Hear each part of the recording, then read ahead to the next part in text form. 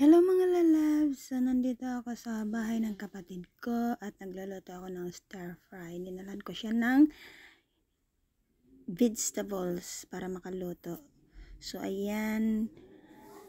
Bawal kasi sa kanya yung tuwil, kaya konti lang nilagay ko dyan. Naglagay na ako ng onion. Onion lang kasi wala ako nakitang garlic. So, ayan. Minix ko. So, yan ang until mag-brown. Bawal oil sa kapatid ko. Tapos nilagay ko yung chicken. Chicken yan ang nilagay ko. So, luto-luto din pag may time.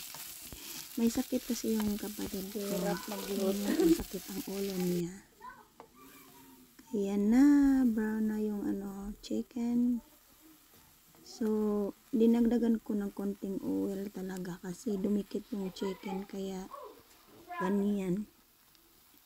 So, naglagay ako ng orange capsicum, yung maliit, at saka red capsicum, maliliit lang siya. So, ayan.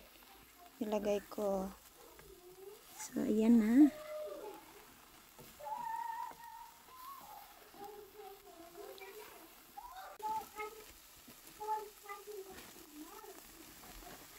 So, nilagay ko na yung mixed vegetables.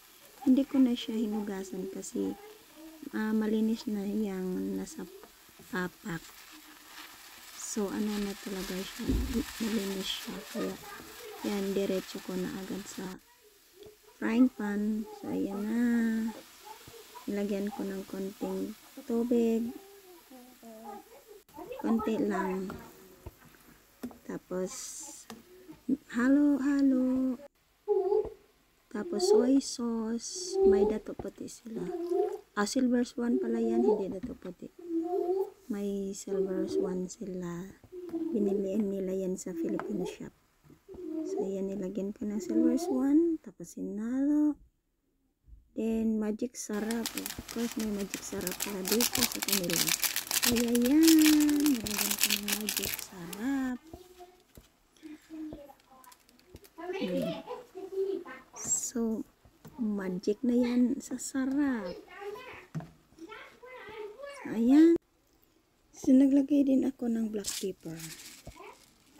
So, yan, black pepper. At saka yung ground pepper. So, then, it's ready. Yung whole pepper at saka ground pepper ang nilagay ko dyan. So, all cooked na. It's finished. Ayan na. So, mukhang masarap na siya. Hindi lang mukha, masarap talaga. So, yan. Ready to serve na. Luto na siya. So, thank you for watching. Please like, comment, and subscribe to my channel. Bye-bye. Thank you very much.